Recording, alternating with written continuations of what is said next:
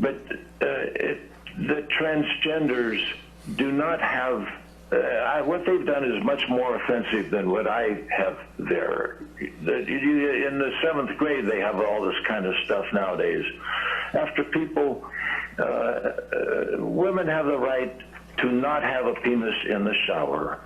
And it's, when I was in the, when I volunteered for the Army, I was told by government that I had to shoot people that the government didn't like. Charles, this is crossing over into hate speech, and it's inappropriate and not allowed.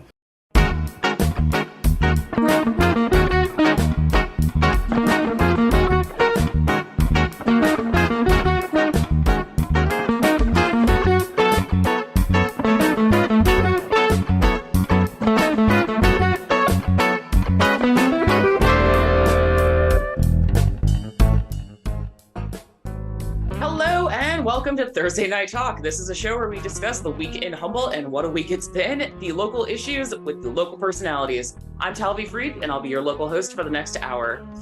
Does it seem to you like there's been a lot of jackassery in Humboldt lately? From open death wishes during public comment at the Board of Supervisors to drunk anti-words and actions by a local food vendor. It feels a little nutty out there, and that is an understatement right now. Joining us tonight to discuss these topics and more are NorthCoast Journal Arts and Feature Editor, who happens to cover one of these stories this week, Jennifer Fumiko Cahill. Welcome. You have Cal Poly Humboldt Communications Lecturer and KZZH contributor, Dr. Aaron Donaldson. Hi. And because the best comedy doesn't always write itself, local comedian Jessica Grant. Welcome, everyone. Hey. Thanks for having me. I'm glad you're all here because I feel like the topic of conversation, even at work and at other places, are what we're going to be talking about here. These are the topics that seem to be the talk of the town. There's a lot this week. It felt kind of difficult to pin it down to what should this one week be about because there's so much going on. Let's start off with what we heard for the cold open on the show, which was a gentleman who I heard bits and pieces of his full statements, and it does sound like he was making death threats or suggesting heavily, especially with that comment about, well, the government told me to kill people that they didn't like, but and then of course, is it okay for Madrone to tell them that they can't say that? Does that defy freedom of speech? Which there was also recently a woman arrested for making death threats to local election officials. So what say you, everybody? I saw a nod from Aaron. I did too. Yeah, Aaron, let's start off with you. Well, I wrestled a little bit with just starting with re-airing the comment because it is hate speech. I'm glad that the city council member was willing to identify hate speech when it was happening. I'm not a lawyer, so I can't tell you if it's legal or not. The law is going to be written in a way to determine what, in particular, city councils can and can't do.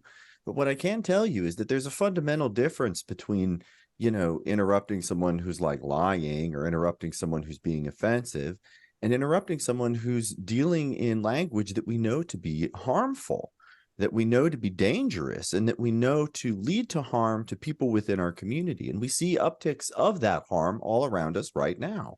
So the environment is rife for harm against trans folks, and the misinformation is overwhelming. And, when folks come on and say things, like we're, indoctrinating folks in 7th grade and women are no longer safe in the shower, Dr. Lauren Cannon, a philosopher at Cal Poly Humboldt, wrote The Politicization of Trans Identity, and they talk about this as a kind of dog whistling. This is studied hate speech. And I think that censorship, in my mind, is a question of, does the language do harm? We know we can make language illegal. We do that all the time. The question is it harmful?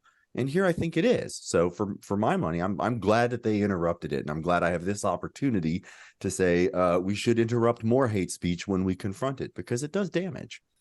Yeah, I think it's impossible to look at this particular rant about trans people without the context of the sheer volume of threats against trans people and LGBTQ plus people all over the country. You know, you can look at this one person saying this threatening thing, but remember that he sits in the context of, you know, Proud Boys showing up in Ohio to a drag brunch with signs that said, there will be blood. The thing that makes hate speech, from my understanding, the thing that makes hate speech is the threat, the implicit threat. Calling someone mean names, I think it's a very reactionary response that I hear a lot, where people say, well, you can't say hate speech just because something's mean or you don't like their opinion. And in fact, that is not what makes something hate speech. What makes it hate speech is the implicit threat. And when you have, you know, when you're in a country with a history of things like lynching, that matters, that distinction matters greatly. And that, you know, what he said was, to my mind, very clearly hate speech. And his sort of faux naivete saying, like, the government told me to kill people that they didn't like, is ridiculous, and a ridiculous simplification that he's just trying to use as an excuse to make threats to an already marginalized group of people. And also, maybe walking around with a sign that says no penises is not your best move. What? I mean, Yeah, right he off had the like bat, a I little think, flag. He had a little Yeah. no penis flag, which I'm like, I don't know. I don't want to see his penis, even if it's just a portrayal on a flag. Yeah, most people I would like to not be reminded of their genitals at all. Yeah. exactly that. And I think as a woman, all women should be allowed to have penises in their shower if that's what they're into. Yeah, I think he's way off the mark there. I've had some previous experiences with Charles, as he likes to attend the comedy open mics here at Savage Henry Comedy Club occasionally. And I will just say this: the man protests to protest. If he doesn't have anything positive to say about anything ever. He literally just has a list of things to complain about. And it's never quite gotten to the level that he did at that meeting here. And so we've never had to pull him, but definitely his cue is, our cue is, he goes up and a lot of us to just go outside to not listen, because freedom of speech. Go ahead, say it to an empty room. I did notice that the open mic listings for Savage Henry now include a zero hate speech tolerated thing. And I was like, okay, so what happened though? Years and years of the craziest stuff. I used to go to open mics constantly, and you would hear everything terrible, and people would just be like, but it's my freedom of speech. And I'd be like, well, it's not. Oh yeah. Do they not know about 4chan? I don't know. Do that at home? I got to interview Dr. Cannon about his book, and we picked up this, both the way that comedy is used as like a disguise, the way like I'm just saying it's just a joke. Mm-hmm. And also the way that folks like comedians will hide behind claims like free speech to say, like, you know, my job is to say the thing that makes people uncomfortable. And Dr. Cannon does a really good job. Again, this guy's a philosopher, and he does a really good job of explaining how it's like you can have free speech, but very much like we were hearing from Jen, like the context of your speech will add to the consequence of your speech.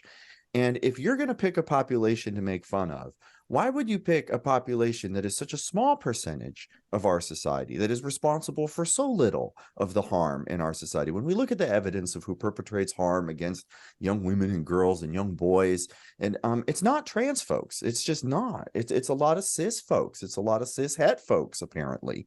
And, you know, let's specify Oh, go ahead. Though, not to cut you off, though, to clarify who the most dangerous person is to a woman on this planet, it is going to be a cisgendered, heteronormative white male Yeah. in the United States. Yeah. And let's clarify that one. Yeah, it'll often be a man in position of power. It'll be, I mean, this is known. The evidence is clear, but we don't follow that evidence. We target trans folks.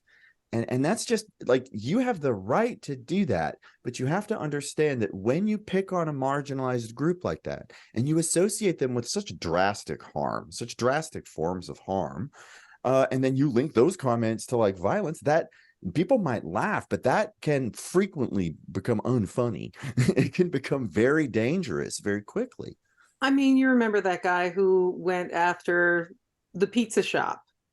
It takes just a little bit of misinformation and a little bit of cultish mission statement for people to really run with it. And, there's plenty of crazy out there waiting for a little bit of direction.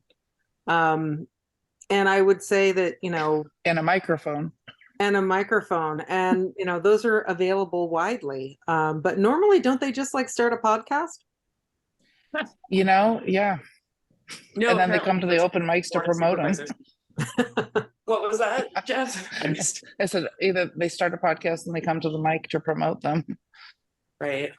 Or they go to Board of Supervisors meetings. So somewhat in relation to people discriminating, the county fair was completely overshadowed by an occurrence that everyone's discussing this because it's just so out of bounds and it's so wild. It happened during the chili cook-off. A business owner got very, very inebriated, to the point that he later was carted off for a DUI and booked into the Ferndale Police Department. I believe he was booked, and then he made homophobic slurs against the Foggy Bottom boys, who happened to be a multi-generational family company that processes meat and raises cows, and they also, home delivery services. They do all sorts of farming stuff, and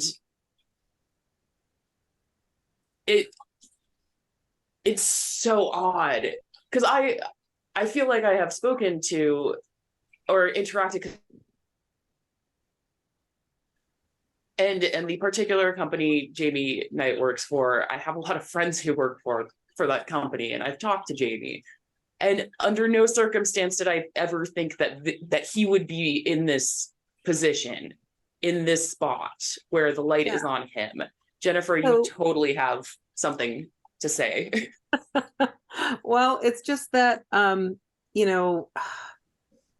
so many times when this kind of thing happens, first of all, I do want to say that the incident that happened, I know there's a lot of kind of, rumor going on about it. And, I spoke with Jamie about it, and his story to some extent aligns with the Foggy Bottom boys story. And they were not present for most of the day, for most of that. They heard that from their staff. So it was not a question of him lobbing things at their faces so much as saying things in obvious proximity to the business, and just in general saying not okay stuff, and using anti-gay slurs and things like that. And the running over of their equipment, it's not necessarily like, it's not a done deal. When I talked to the Ferndale police, they were saying that at this point they did not feel like it was a hate crime, that it was motivated. It seemed to be an act of, suspected drunk driving, but which is what Jamie claims. But I mean, that's going to take further investigation, and we'll see. But But, you know, the thing about when a lot of people say things, and you can think about in terms of like misogynist comments, racist comments, or whatever, there's always people who are like, oh, they would never say that kind of thing. Yeah. And it always leaves the people they're talking about feeling like, listen, I've heard this kind of thing from all kinds of people, right? Like the number of people who have said personally, like horrendous things to me, to my face, is like wild. And they come in all shapes and sizes, and they are sometimes beloved people. But people are not the same with everyone, right? So just because somebody has treated you well does not mean that they will treat everyone well. And sometimes people treat you well because they feel that your values align with theirs. And then once they feel that they don't, they no longer have to treat you well. So it's been a real bummer. And it is, you know, it is some jackassery. Certainly, I think if you had played this reel forward, I don't think Mr. Knight would have chosen this path if he had seen how the outcome would be. And certainly it's really, I mean, it's running the business into the ground. People are quitting, people are boycotting and all this stuff. And, you know, it's certainly absolutely not what he would have chosen. But here we are. And I also know that as out of bounds as it seems right now, I have absolutely been in rooms where people have said things like this locally and nobody said anything. It was absolutely in bounds in terms of, you know, the local rule. So I'm pleased to see people kind of raising the alarm about anti-LGBTQ plus comments and slurs, but a little bit surprised given some of the things that I've seen and heard in the past in this very community.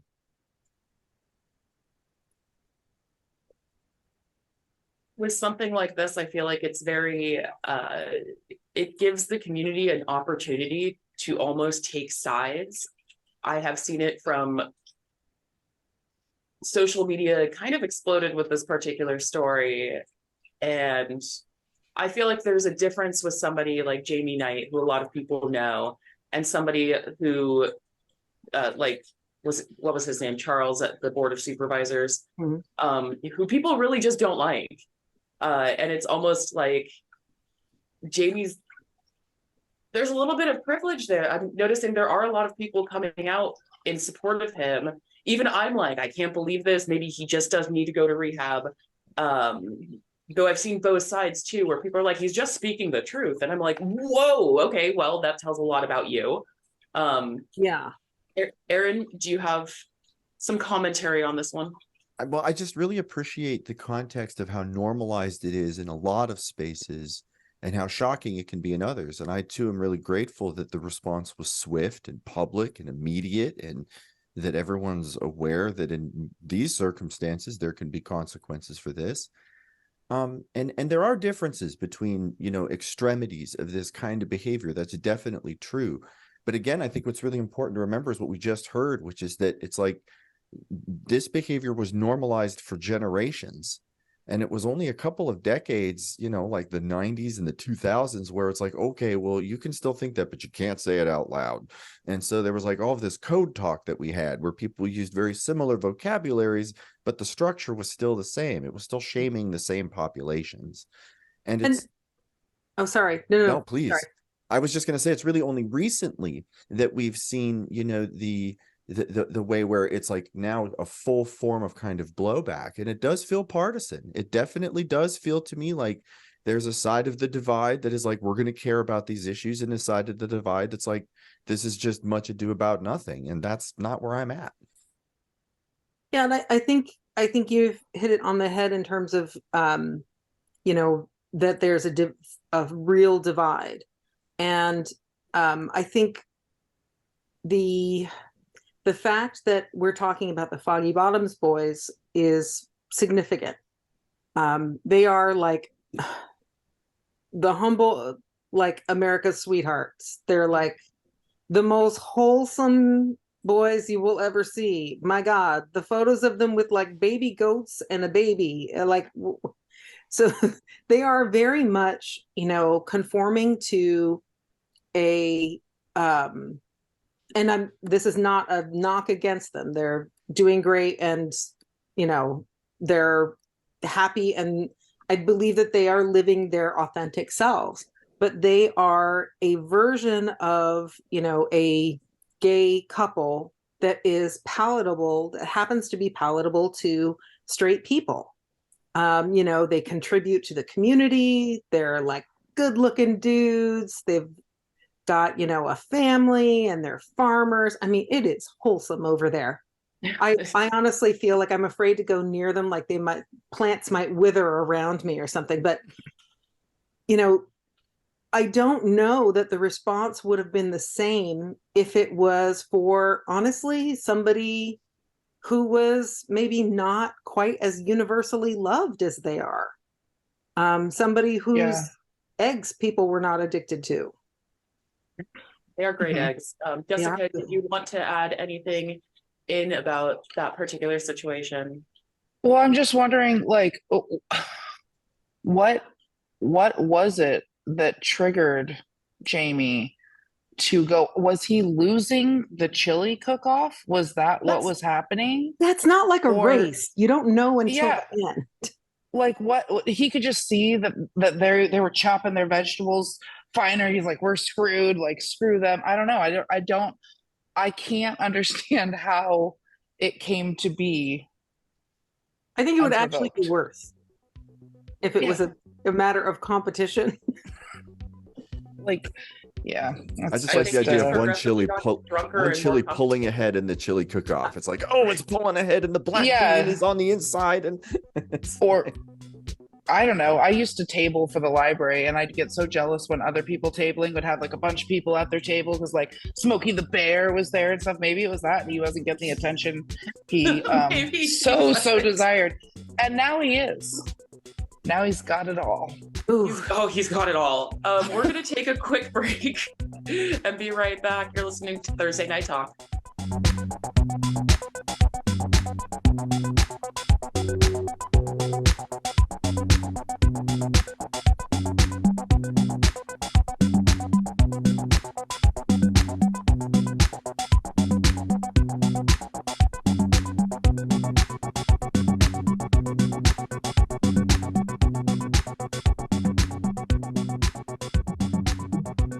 Welcome back to Thursday Night Talk. I'm your local host, Talvi Freed. I am here with Dr. Aaron Donaldson, Jennifer from Fumiko Cahill, and Jessica Grant.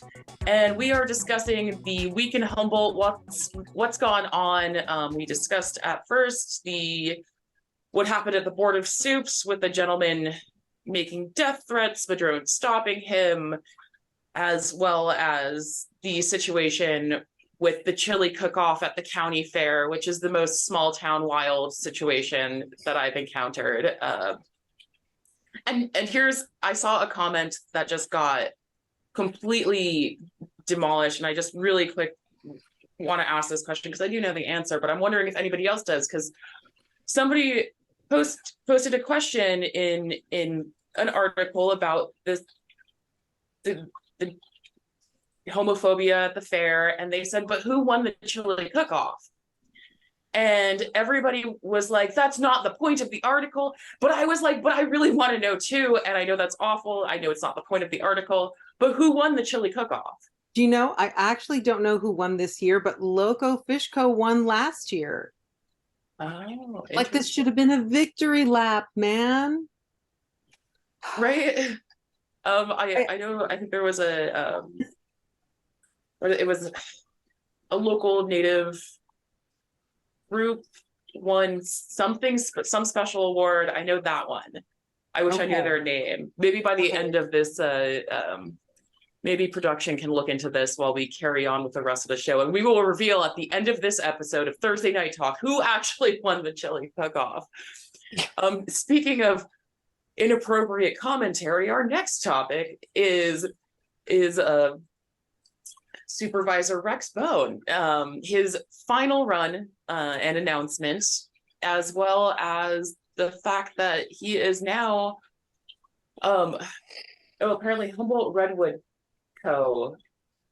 No, that's not all of them though. There's several. Okay, so you have to wait till the end to get all of the winners of the fair, because I shouldn't have said that out loud till the end. So Rex Bode announced his final run for the Board of Supervisors. He is currently soliciting donations for re-election.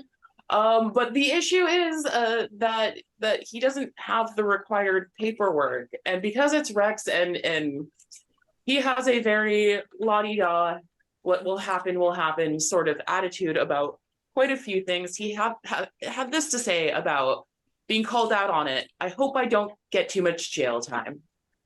So if yeah. Could you imagine if he did? I can't. I honestly can't ever see him in jail or prison. I was like, nope. Yeah. Although I would say sharing a jail cell with Rex Bone might actually be, I don't know, that's like, put me in the shoe instead. Yeah. I would think it'd be like the Godfathers, where you get like lobster and all that. I would kind of want to be his cellmate. Oh, I'm sure a lot of people would want to be his friend in jail. In fact, I think that's why a lot of people are his friend now, for the kickbacks and not necessarily for the personality. When you go to visit him, you'd have great parking. There'd be plenty of parking. You'd have lots of places to park your car when you went to visit. That's for sure. And you would know because he's got a vanity plate. You could pick his car right out of the parking lot. Well, I understand this is his last, wasn't his last run supposed to be his last? This is like the Eagles going on tour again. I don't know. Every year I pray it's his last run. I mean, I will say that of course, when I think about what is acceptable, racist, misogynist, homophobic speech, etc. Of course, I'm thinking about Rex, and of course, I'm thinking about his comments at the Eureka Chamber only months ago. I looked it up, and I was like, "Oh my God, this was February. Time is a flat circle." Wow. Lord Jesus, time is a flat circle, and it was only February that he suggested that if the bidding went high enough at a Eureka Chamber fundraiser for this meal at a local restaurant, that perhaps the proprietress would serve topless. And there she is in the room. There is no better way to let a local businesswoman know that you are still, by the way, just a pair of boobs to me, than to say something like that. The same comments he made at another fundraiser in, 2019, when he said that a meal was going to be so authentic, it was going to make you, or a Mexican meal was so authentic, it was going to make you want to steal hubcaps. And once again, everybody was just saying, well, that's just Rex. And I'm wondering where, and I'm sure that Jamie Knight is wondering, how is it possible for Rex to just let this kind of thing slide off of him when it's enough to, get somebody yanked from their job elsewhere? And I think that has a lot to do with the voting public in Humboldt and what we have collectively decided that we're okay with. It's a really good example. Yeah, it's a really good example of what we were talking about earlier about how normalized this vocabulary can be in certain circles and how, shocking it can seem at other moments. And it's its own little microcosm. It's like its own little microcosm of what we see on the national stage, where if you're not, this big enough, old enough, white enough, rich enough guy that's done it for long enough and been in the circles long enough, then you will get punished if it's public enough and things like that. That can happen. But that's not, we fixed it. And that's not, it's over. And this guy continues to be like, I was reading that he's running unopposed, but apparently when we started, it's like, no, someone's running against him now. And I'm like, this is the problem here, is that we need more energetic democracy and people saying that that's not who represents us. Oh, wait, who's running? Gordon Platsworthy. He's as I know him through media groups. Okay. I know he's been involved in the community quite a bit, and he's a good guy. Though I also feel, because here's the thing is, I don't get to vote for this election with Rex running in it. The people who are voting are gonna need, if they're gonna vote for somebody else, it has to be. Gordon is wonderful. I don't know if he has a chance yet. Time will tell. It's really hard to beat Rex. Obviously, people have tried and tried again for years, and people in his contingency love him. They love him. They think he's always speaking the truth. They don't understand why other people don't get it. So it's good. I mean, his logo is a baseball. How can you not love that? He hands out cookies. Who wouldn't love cookies? Yeah, I'm looking forward to another season of Balls on Lawns. Yeah. It's I mean, I honestly think we're just, if this is really his final, to be when he's done, it feels like, because I don't think, I mean, not there happens to be a trend that it tends to be media people who run against Rex because they think at least I am well known enough. And I think it would have to be another good old boy of the same caliber to win in that contingency. And nobody's going to run against him who's in his group. That would be like a death sentence to their political career if they wanted one in the long run, and many other careers possibly. Yeah, it's a small county, and that's definitely a good point. I mean, I think it's it's an interesting topic to look at now, especially in light of, when we're talking about offensive speech and things like that. And I'm just curious as to whether, that matters to voters in the same way that it matters to people who, vote with their dollars when going out for fried fish. That's a really great question. It's like when you go vote, there's just a fundamentally different series of things that we think about than when we go to like buy food. And when we see the logo of a fish company or something, we can say to ourselves, that's connected to this. You'll do that when you see a candidate's placard and things, but it's amidst a whole host of other things. And I think that that's a really good way of kind of parsing that reaction. I appreciate that. I wonder too if it's that small town dilemma of, like, I don't want to support this business, but who else has good fish, or who else is going to kick me down what I need politically? You know what I mean? Mm-hmm. That is absolutely a very valid point. And a reason why even if we do have a political discussion, say around election time, getting a Republican on public access TV in a forum to actually have them talk about what their opinions are, they get, I won't say who it was, but somebody went on the show, not this show, a different one, and he left because he couldn't take the Republican backlash for, why are you even associating with those liberals?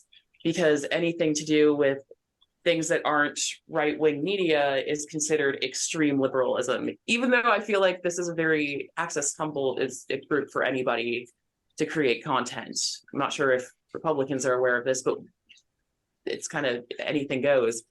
And I've had trouble getting people on this show. I would hope that Rex would be on the show. Would he be on the show to discuss anything other than, say, a chili cook-off? No, I don't think he would be willing to. Yeah. It's indicative, I think, as a debate coach for a long time and someone who looks at argumentation, we tend to not go into arguments that we don't have good responses for. We don't go into arguments that make us feel bad. And when I talk to conservatives, they say that like liberals call them racist all the time and liberals call them sexist all the time. And if they're listening to this show, there's a whole lot of that going on. And it is either because we just fling these words around or because the things they're doing are racist and are sexist. And a lot of times, rather than change those beliefs, they'll just take them to their own little places. They'll set up their own little shows and their own little news organizations and their own little clubs. And because they've been here as long as they've been here and they've got the power and privilege that they have, they're able to do that. And they just isolate. And I think that it creates very separate media landscapes, which in its own right is just a fascinating problem that we're looking at right now in terms of like, what media do we listen to and do we trust? And little echoes of like the partisanship of just basic law and order, like how many years in jail am I going to get for this, is kind of echoing this like witch hunt stuff that we hear right now in terms of the division of whether we should enforce election laws and things. And if they're not popular and if they're convinced in what they do, they should come and talk about it. But I feel like they'd rather just take it to their own places. So speaking of we're going to turn a little bit. Another very, very privileged gentleman in the local community, Rob Artley, billionaire, supposedly, and kind of the backer, creator of the City of Eureka Housing for All and Downtown Vitality initiative, which I don't think people who signed this initiative to get it put on the ballot knew what it meant when they were signing it. There was a lot of talk of people were hired, which is very, very common for interest groups to hire people to go door to door and collect signatures, and to also use language that would get them to sign that paperwork, thinking it was in their best interest. I have not read the full initiative at this point, so I'm going to pass off to somebody else and just ask the question of what is the initiative and why, how I like, because I do not to sign that, mostly because I wasn't clear what it was, and I don't like signing things when I don't know exactly what it means. But let's. Who knows about this initiative best here, because it feels very murky. Well, I'll be honest, I only read the article about it today, and by the end of it I still didn't understand what happened or why, other than Arkley is shifty and that's it, end of story. Just so he's yeah. Sorry, go on. I was just going to ask, is Arkley would prefer parking lots over housing? Yes. Okay, yeah. that's As someone who understands the issue much better than I do, explain to me, Robin Arkley is like the Avon Barksdale of parking lots. He wants his corners, and that's all he cares about. So the initiative suggests a alternative for housing that is not possible, essentially.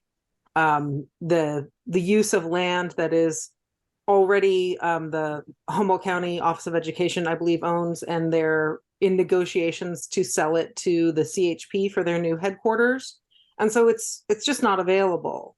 But it is presenting that as an alternative, like it's possible, and suggesting that we desperately need parking lots so that people feel safe.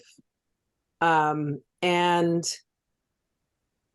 the problem is, if it was just a thing saying, listen, I want my parking lots, right? If it was just like, get me my corners, then that would be one thing. But the fact that it is like called like, housing for all, what was it called again? The name of it? The Housing for All and Downtown Vitality Initiative. Yeah, no. So to me, yeah, it sounded like Arkley believes that parking lots are appropriate housing. I mean, it's not like it's not being used that way in life, but. So what I'm understanding is if this initiative passed through the ballot, there's 4 housing situations that are in the works that would immediately then be shut down. So all the progress made on creating these 4 housing units that supposedly contain some percentage of low income housing, some percentage of senior housing, would be absolutely shut down and have to start from complete scratch to get approved again and go through all of the loopholes in the years and years it has taken to get them going. And I think that's also is like, I know Arkley, what was the other the horrible, not that Arkley is this, but there was a horrible landlordess squires, yes. And so I'm wondering, is this like what is his end game here? Yeah. One of the things that struck me as somewhat tragic is that I don't know if you heard about Arkley's connection to the fishing trips that were given to Clarence Thomas, the Supreme Court Justice. And some contributions to Alito too, right? Or at least yeah, one other there thing. was.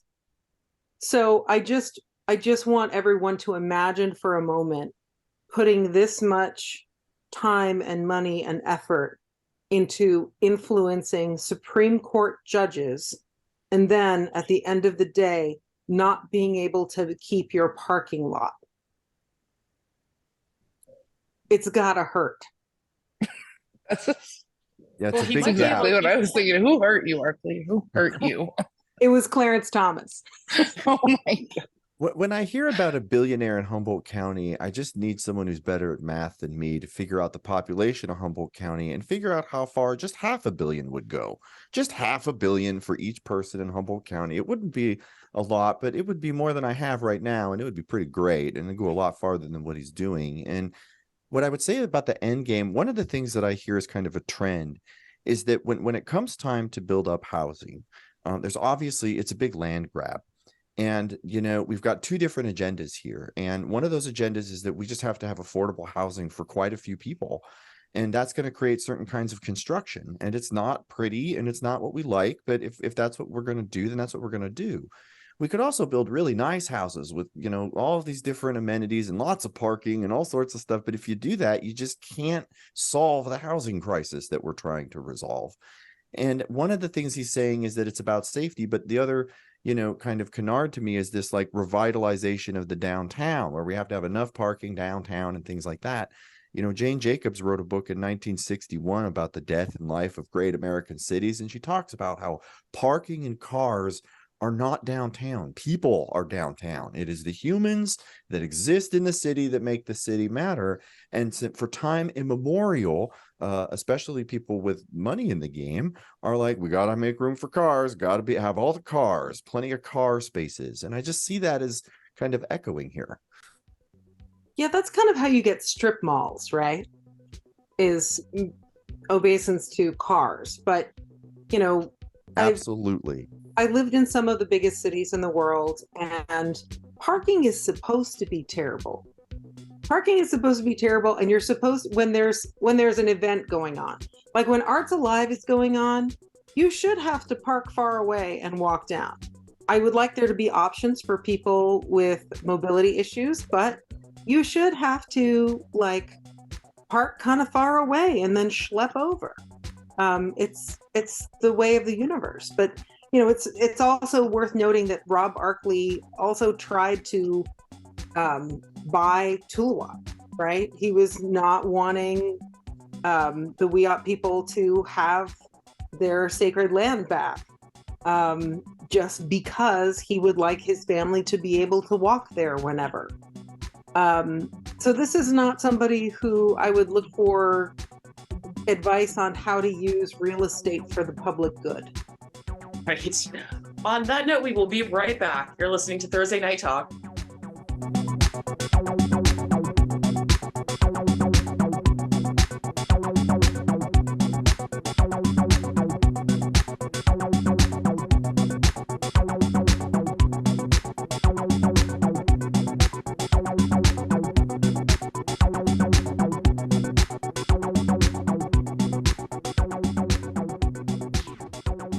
Welcome back to Thursday Night Talk. I'm your local host, Talvi Freed. I'm here with Jessica Grant, Dr. Aaron Donaldson, and Jennifer Fumiko Cahill.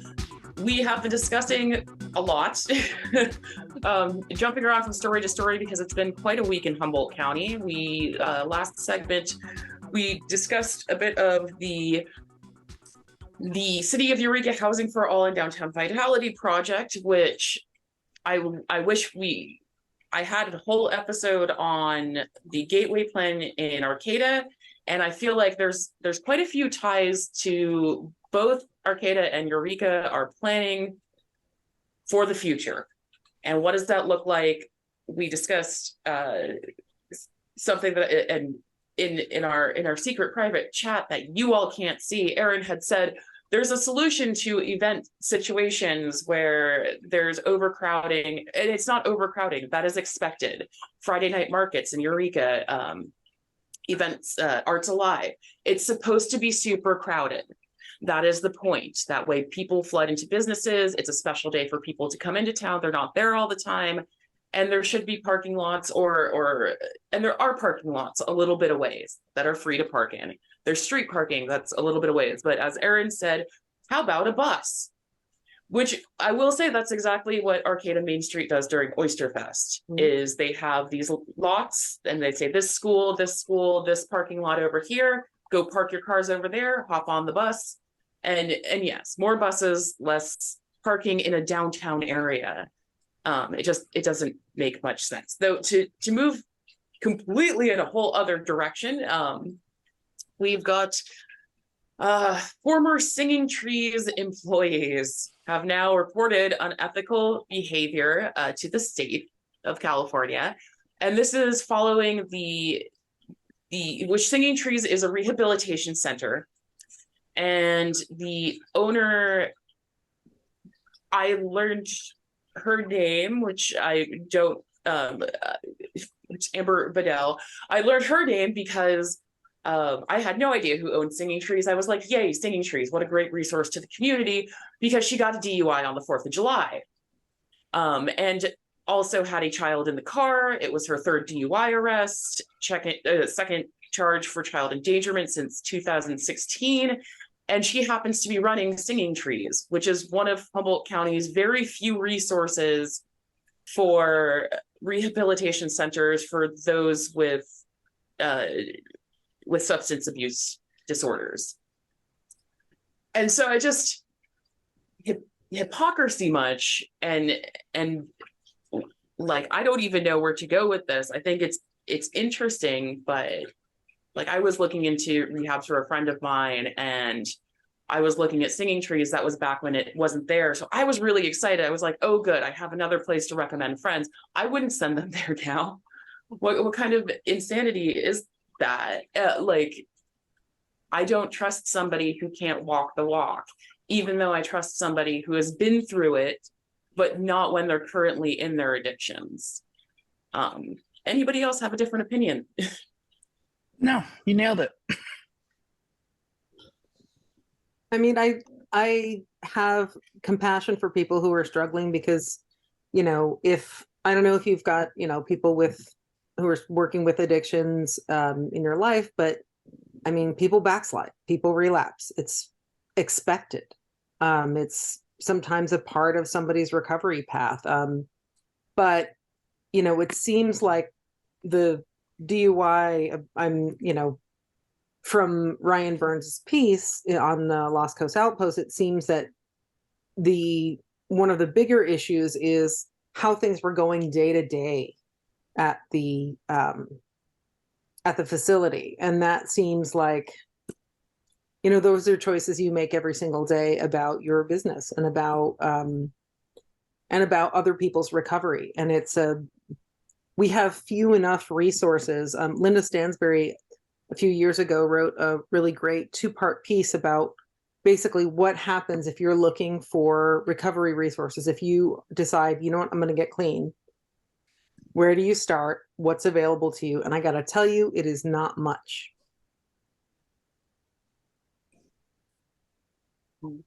Yeah, I think it's definitely a struggle.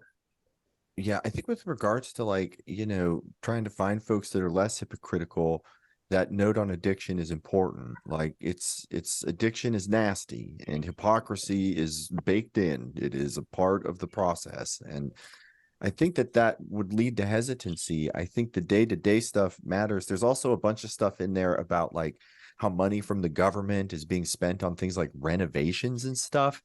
And here again, it's like we have a real crisis of need. We have an absolute crisis of need. And that's not to say we shouldn't be renovating. I'm sure we should be renovating. But if it comes to renovations or helping meet any of that need crisis, like that's where those resources have to go.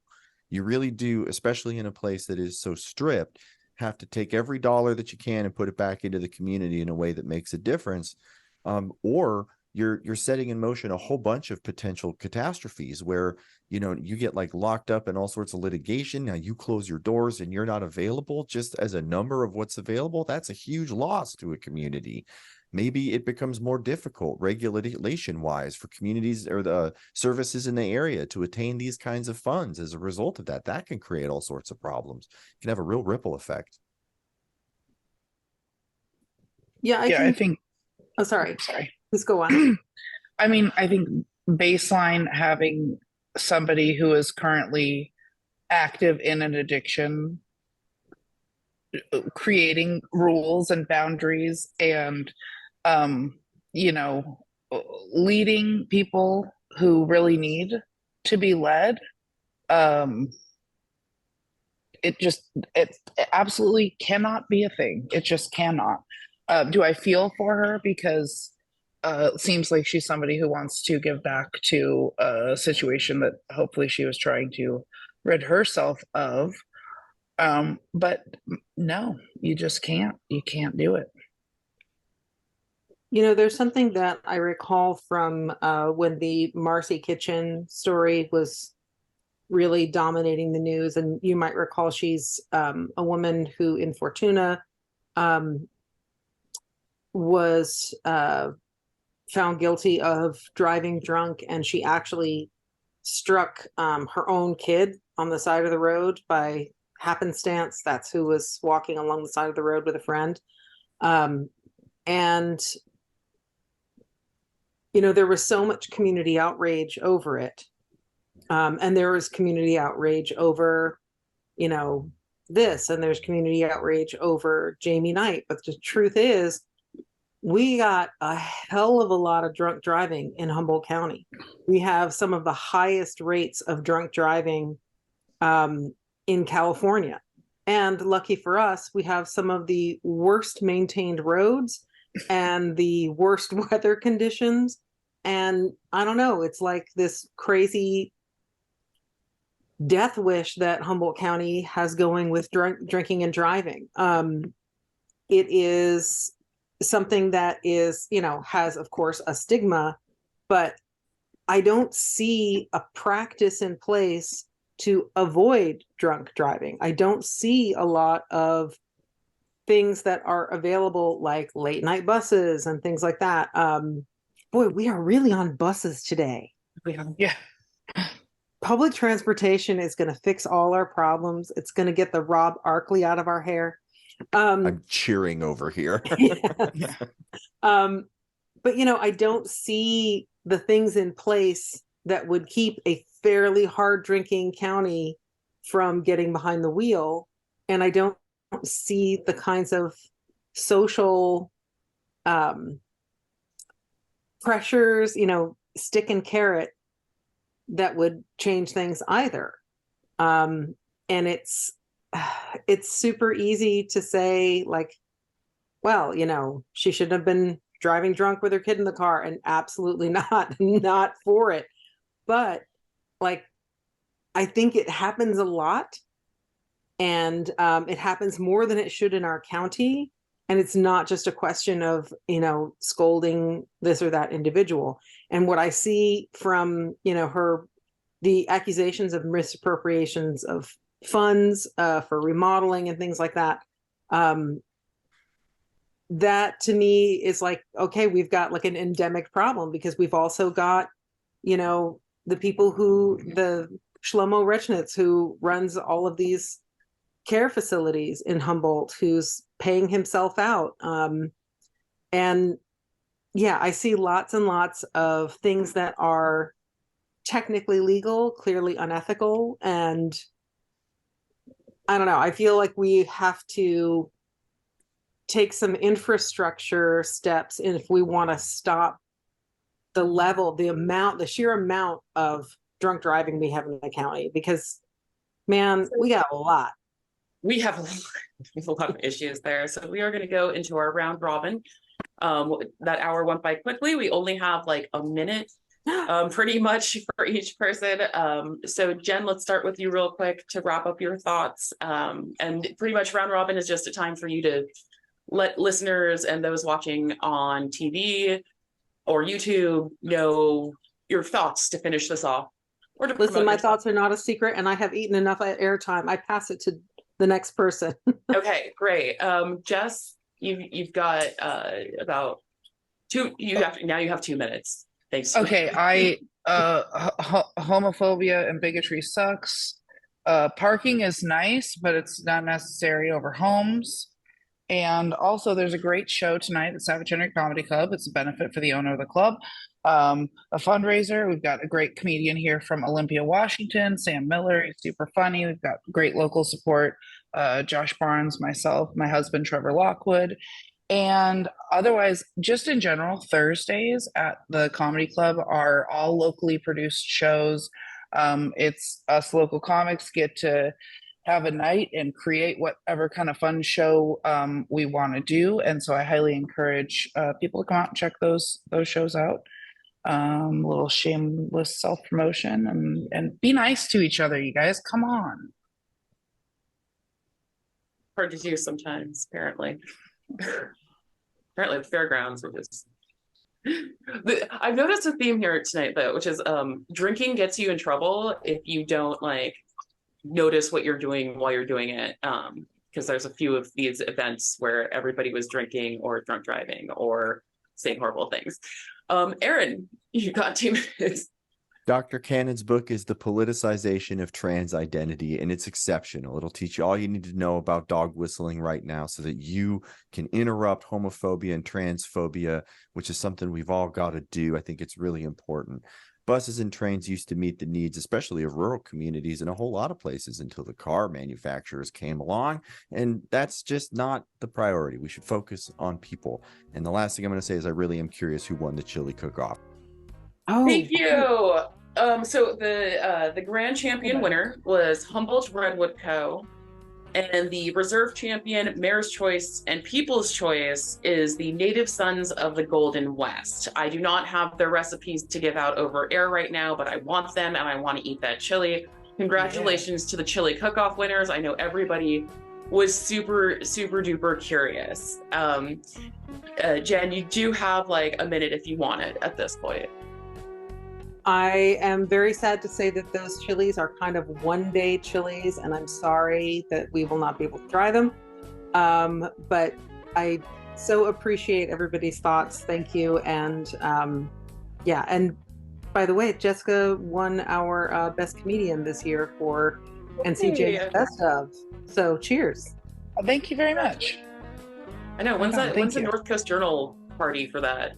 I work for. We skipped it this year, but I feel like enough people were sad that it might happen next year. Ooh. What was that? I feel like enough people were sad that it might happen next year. Okay. So, okay. Can all the winners this year go next year too? We should just reunion. Yeah, a reunion. We could just throw a party. I'm just saying. That's true. Hey. I'm okay with this. Get a drunk bus and let's do it. Buses for all. That's the takeaway from today's show. It's about all the time we have Thank you so much to our panel, Dr. Aaron Donaldson, Cal Poly Humboldt Communications lecturer and KZZH contributor, Jessica Grant, comedian extraordinaire. Have a great show tonight. Jennifer Fumiko Cahill, NorthCoast Journal Arts and Features editor. And if you want to listen to this show again, if you just tuned in or you're like, what did you say about that one thing? I didn't know you could use Jackassery on air. I didn't either. And now you do. Very excited about learning new words that I can say out loud on the radio or on TV, or I guess you can say anything on YouTube, except you have to use the term SMEX. So if you have topics or suggestions for the show, please email us at kzzh@accesshumboldt.net. And reminder, the show replay is Friday evenings at 8 p.m. right here on KZZH 96.7 FM. And you can watch the show on Access Humboldt's YouTube channel. Just look up Access Humboldt. There's a whole Thursday night talk menu. You can just stream me for hours at this point because we're into like our 30-something show, something like that. And you can catch it on actual cable TV. Surprise, that still exists. Channels, I believe it's 12 is what we rotate on throughout the weekend as well into Monday. And then channel 10 and 11, you can catch all the fun of the Board of Supervisors meetings because you won't want to miss that. If we learned anything from this week, it's all very... I will see you next week. Everyone have a good rest of your week and weekend. Thank you.